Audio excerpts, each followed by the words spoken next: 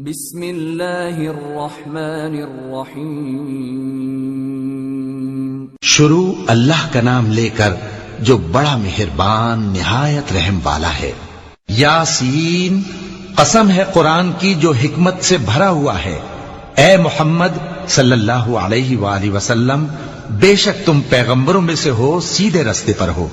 یہ قرآن غالب و مہربان کا نازل کیا ہوا ہے تاکہ تم ان لوگوں کو جن کے باپ دادا کو خبردار نہیں کیا گیا تھا خبردار کر دو کہ وہ غفلت میں پڑے ہوئے ہیں۔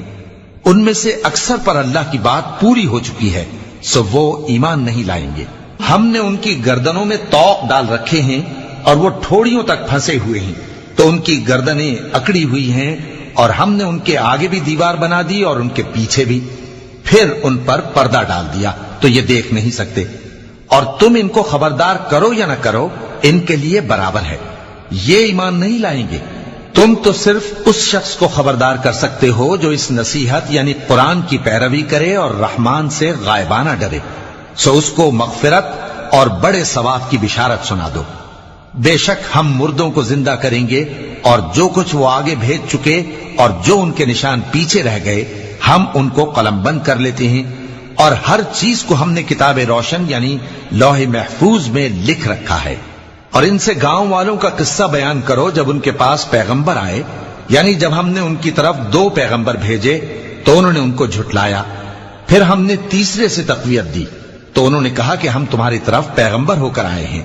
وہ بولے کہ تم اور کچھ نہیں مگر ہماری طرح کے آدمی ہو، اور رحمان نے کوئی چیز بھی نازل نہیں کی، تم محض جھوٹ بولتے ہو۔ انہوں نے کہا کہ ہمارا پروردگار جانتا ہے کہ ہم تمہاری طرف پیغام دے کر بھیجے گئے ہیں، اور ہمارے ذمے تو صاف صاف پیغام پہنچا دینا ہے اور بس۔ وہ بولے کہ ہم تم کو اپنے لیے منحوس سمجھتے ہیں، اگر تم باز نہ آؤ گے تو ہم تمہیں سنسار کر دیں گے اور تم کو ہم سے دکھ دینے والا عذاب پہنچے گا۔ انہوں نے کہا کہ تمہاری نحوست تمہارے ساتھ ہے، کیا اس لیے کہ تم کو نصیحت کی گئی؟ نہیں، بلکہ تم ایسے لوگ ہو جو حد سے تجاوز کر گئے ہو۔ اور شہر کے پرلے کنارے سے ایک آدمی دوڑتا ہوا آیا، کہنے لگا کہ اے میری قوم، پیغمبروں کے پیچھے چلو، ایسوں کے جو تم سے صلہ نہیں مانگتے اور وہ سیدھے رستے پر ہیں۔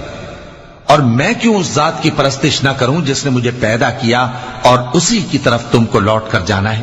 کیا میں اس کو چھوڑ کر اوروں کو معبود بناؤں کہ اگر رحمان مجھے نقصان پہنچانا چاہے تو ان کی سفارش مجھے کچھ بھی فائدہ نہ دے سکے اور نہ وہ مجھے چھڑا ہی سکیں؟ تب تو میں کھلی گمراہی میں پڑ گیا۔ میں تو تمہارے پروردگار پر ایمان لایا ہوں، سو میری بات سن رکھو۔ حکم ہوا کہ بہشت میں داخل ہو جا۔ بولا کاش میری قوم کو پتا چل جائے کہ میرے رب نے مجھے بخش دیا اور مجھے عزت والوں میں شامل کیا، اور ہم نے اس کے بعد اس کی قوم پر کوئی لشکر نہیں اتارا اور نہ ہم اتارنے والے تھے۔ وہ تو صرف ایک چنگھاڑ تھی، سو وہ اس سے ناگہاں بجھ کر رہ گئے۔ بندوں پر افسوس کہ ان کے پاس جب کوئی پیغمبر آتا تو وہ اس سے تمسخر ضرور کرتے۔ کیا انہوں نے نہیں دیکھا کہ ہم نے ان سے پہلے بہت سے لوگوں کو ہلاک کر دیا تھا؟ اب وہ ان کی طرف لوٹ کر نہیں آئیں گے، اور سب کے سب ہمارے روبرو حاضر کیے جائیں گے۔ اور ایک نشانی ان کے لیے زمین مردہ ہے کہ ہم نے اس کو زندہ کیا اور اس میں سے اناج اگایا، پھر یہ اس میں سے کھاتے ہیں، اور اس میں کھجوروں اور انگوروں کے باغ پیدا کیے اور اس میں چشمے جاری کر دیے تاکہ یہ ان باغوں کے پھل کھائیں، اور ان کے ہاتھوں نے تو ان کو نہیں بنایا، تو پھر کیا یہ شکر نہیں کرتے؟ وہ ذات پاک ہے جس نے زمین کی نباتات کے اور خود ان کے اور جن چیزوں کی ان کو خبر نہیں سب کے جوڑے بنائے۔ اور ایک نشانی ان کے لیے رات ہے کہ اس پر سے ہم دن کو کھینچ لیتے ہیں تو اسی وقت ان پر اندھیرا چھا جاتا ہے، اور سورج اپنے مقرر رستے پر چلتا رہتا ہے۔ یہ اس غالب و دانا کا مقرر کیا ہوا اندازہ ہے۔ اور چاند کی بھی ہم نے منزلیں مقرر کر دی، یہاں تک کہ گھٹتے گھٹتے کھجور کی پرانی شاخ کی طرح ہو جاتا ہے۔ نہ تو سورج ہی سے یہ ہو سکتا ہے کہ چاند کو جا پکڑے، اور نہ رات ہی دن سے پہلے آ سکتی ہے، اور سب اپنے اپنے مدار میں تیر رہے ہیں۔ اور ایک نشانی ان کے لیے یہ ہے کہ ہم نے ان کی اولاد کو بھری ہوئی کشتی میں سوار کیا، اور ان کے لیے ویسی ہی اور چیزیں پیدا کی جن پر یہ سوار ہوتے ہیں، اور اگر ہم چاہیں تو ان کو غرق کر دیں، پھر نہ تو ان کا کوئی فریاد رس ہو اور نہ ان کو رہائی ملے۔ مگر یہ ہماری رحمت اور ایک مدت تک کے فائدے ہیں۔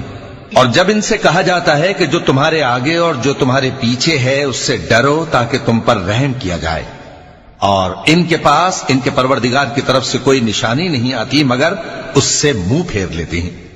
اور جب ان سے کہا جاتا ہے کہ جو رزق اللہ نے تم کو دیا ہے اس میں سے خرچ کرو، تو کافر مومنوں کے متعلق کہتے ہیں کہ بھلا ہم ان لوگوں کو کھانا کھلائیں جن کو اگر اللہ چاہتا تو خود کھلا دیتا، تم تو کھلی گمراہی میں ہو۔ اور کہتے ہیں اگر تم سچ کہتے ہو تو بتاؤ یہ وعدہ کب پورا ہوگا؟ یہ تو ایک چنگھاڑ ہی کے منتظر ہیں جو ان کو اس حال میں کہ باہم جھگڑ رہے ہوں گے آ پکڑے گی، پھر نہ تو یہ وصیت ہی کر سکیں گے اور نہ اپنے گھر والوں میں واپس جا سکیں گے۔ اور جس وقت سور پھونکا جائے گا یہ قبروں سے نکل کر اپنے پروردگار کی طرف دوڑ پڑیں گے، کہیں گے ہائے بربادی، ہمیں ہماری خوابگاہوں سے کس نے جگہ اٹھایا۔ یہ وہی تو ہے جس کا رحمان نے وعدہ کیا تھا اور پیغمبروں نے سچ کہا تھا۔ وہ تو صرف ایک زور کی آواز ہوگی کہ سب کے سب ہمارے روبرو آ حاضر ہوں گے، پھر اس روز کسی شخص پر کچھ بھی ظلم نہیں کیا جائے گا اور تم کو بدلہ ویسا ہی ملے گا جیسے تم کام کرتے تھے۔ اہل جنت اس روز عیش و نشاط کے مشغلے میں خوش ہوں گے، وہ بھی اور ان کی بیویاں بھی سایوں میں تختوں پر تکیے لگائے بیٹھے ہوں گے، وہاں ان کے لیے میوے ہوں گے اور جو وہ منگوائیں گے ان کو ملے گا، ان کو پروردگار مہربان کی طرف سے سلام کہا جائے گا، اور وہ فرمائے گا کہ گناہ گارو تم آج الگ ہو جاؤ۔ اے آدم کی اولاد، کیا میں نے تم سے کہہ نہیں دیا تھا کہ شیطان کو نہ پوجنا، وہ تمہارا کھلا دشمن ہے، اور یہ کہ میری ہی عبادت کرنا یہی سیدھا رستہ ہے، اور اس نے تم میں سے بہت سی خلقت کو گمراہ کر دیا تھا، تو کیا تم سمجھتے نہیں تھے؟ یہی وہ جہنم ہے جس کے تمہیں دھمکی دی جاتی تھی، جو تم کفر کرتے رہے ہو اس کے بدلے آج اس میں داخل ہو جاؤ۔ آج ہم ان کے منہوں پر مہر لگا دیں گے اور جو کچھ یہ کرتے رہے تھے ان کے ہاتھ ہم سے بیان کر دیں گے اور ان کے پاؤں اس کی گواہی دیں گے، اور اگر ہم چاہیں تو ان کی آنکھوں کو مٹا کر اندھا کر دیں، پھر یہ رستے کو دوڑیں تو کہاں سے دیکھ سکیں گے، اور اگر ہم چاہیں تو ان کی جگہ پر ان کی صورتیں بدل دیں، پھر وہاں سے وہ نہ آگے جا سکیں اور نہ پیچھے لوٹ سکیں۔ اور جس کو ہم بڑی عمر دیتے ہیں تو اسے تخلیق میں اوندھا دیتے ہیں، یعنی اسے بچپن کی کمزوری والی حالت کی طرف لوٹا دیتے ہیں، تو کیا یہ سمجھتے نہیں؟ اور ہم نے ان کو یعنی اپنے پیغمبر صلی اللہ علیہ وآلہ وسلم کو شعر گوئی نہیں سکھائی، اور نہ وہ ان کو شایع ہی ہے، یہ تو محض نصیحت ہے اور صاف صاف قرآن ہے، تاکہ اس شخص کو جو زندہ ہو خبردار کرے اور کافروں پر بات پوری ہو جائے۔ کیا انہوں نے نہیں دیکھا کہ جو چیزیں ہم نے اپنے ہاتھوں سے بنائیں ان میں سے ہم نے ان کے لیے مویشی پیدا کر دیے اور یہ ان کے مالک ہیں، اور ان کو ان کے قابو میں کر دیا تو کوئی تو ان میں سے ان کی سواری ہے اور کسی کو یہ کھاتے ہیں، اور ان میں ان کے لیے اور فائدے اور پینے کی چیزیں ہیں، تو کیا یہ شکر نہیں کرتے؟ اور انہوں نے اللہ کے سوا اور معبود بنا لیے ہیں کہ شاید ان سے ان کو مدد پہنچے، مگر وہ ان کی مدد کی ہرگز طاقت نہیں رکھتے، اور وہ ان کی فوج بنا کر حاضر کیے جائیں گے، تو ان کی باتیں تمہیں غمناک نہ کر دیں۔ یہ جو کچھ چھپاتے اور جو کچھ ظاہر کرتے ہیں ہمیں سب معلوم ہے۔